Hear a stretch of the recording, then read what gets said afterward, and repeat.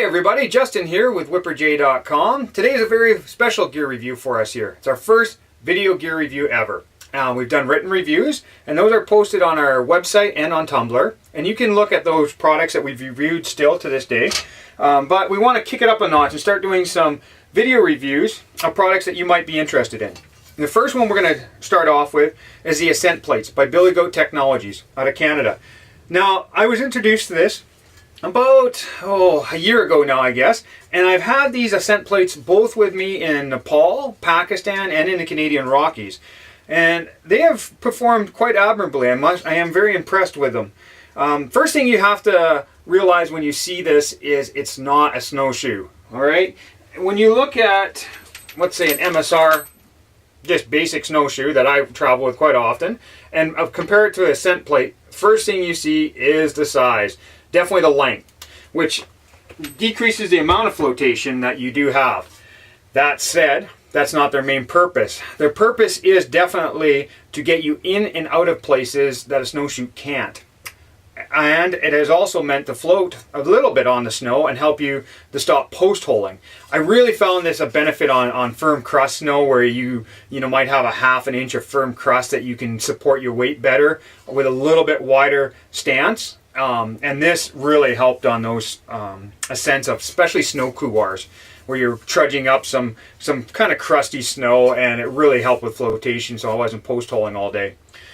That said, all one-piece construction for the main deck plate. You have an adjustable piece that bolts on, or rivets depending on what you want to do, to adjust to your foot size. I chose to bolt it on. I just actually felt it a little more secure than the rivets. I really kind of, I don't know, I'm old school with that. I like to be able to check the screws and tighten them and make sure everything's still firm before I use them every time. This is version 1, by the way. There's a version 2 that's out already. This was sort of the test bed. I was allowed to give some feedback and test it, and I was surprised at just how much of that has gone into the product. They're an amazing group to work with, by the way. So one of the key features of the Ascent plate that we had to modify right off the bat, and you'll see this on the new version, was the holes for the crampons. These bolt on.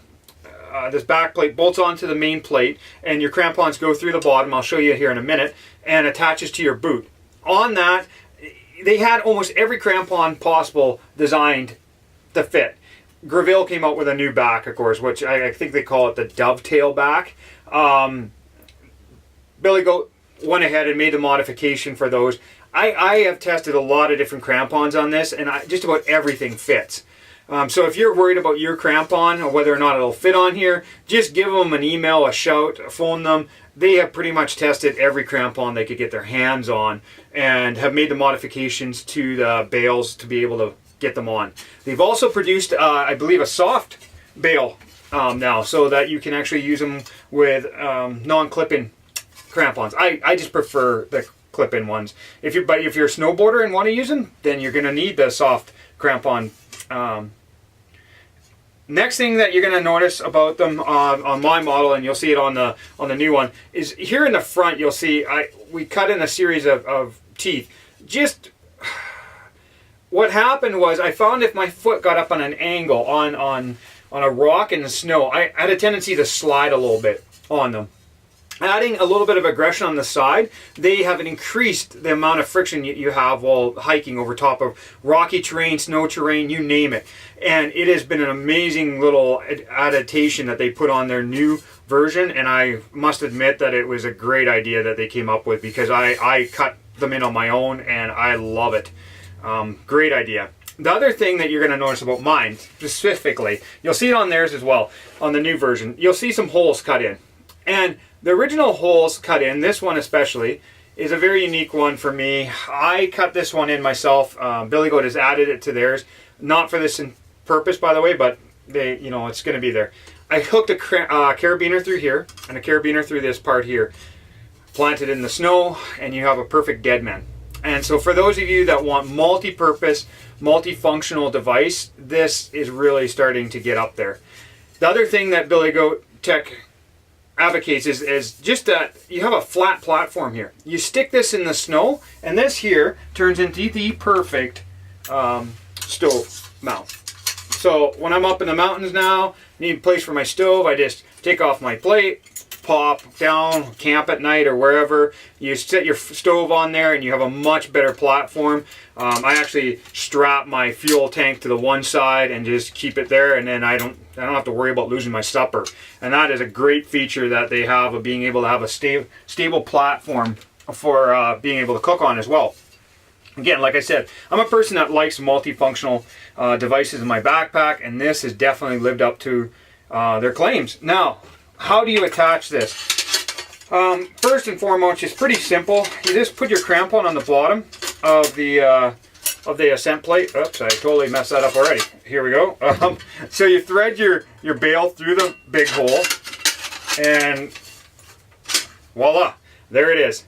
Just right on there like that. Next, grab your boot and pop her in there, and it's all she wrote. Once you clip in, it's kind of hard to do with one hand, but once you clip her in there, you have a perfect fit. It took me a while to make sure I had everything adjusted properly, and yeah, but I still have the ability to climb slight ice pitches. You know, if I come up trudging across a glacier, for instance, in Pakistan, quite often you'll run into a small little ice wall that you kind of have to scramble up. You still have your front points that are completely exposed. It's not anything in front of them, as you can see. Perfect. That means I can still front point when I need to, and it allows me to be able to kick quickly up some passages I couldn't do with actually snowshoes on. The other thing you notice right off the bat too with them is just, you know, how much they stick out past your boot. Like I said before, they're not as big as a snowshoe, but that's a significant amount of flotation versus what you would post hole on normally. So what I found was this, I had to increase my stride a little bit. You know, I just wasn't kicking myself. But when you're wearing crampons, you tend to go a little bit bow-legged anyways. And so I found that as long as I remembered that, I didn't have any problems catching the inside of my boot or anything with them. And they rounded the corners nicely on the ends, by the way. So even if you did hit yourself, it wasn't like jabbing right into you and ripping your ski pants or anything. So that was a big feature for me. Yeah, I don't know what else to say about them. They performed admirably. Absolutely love them. They have found a place in my pack.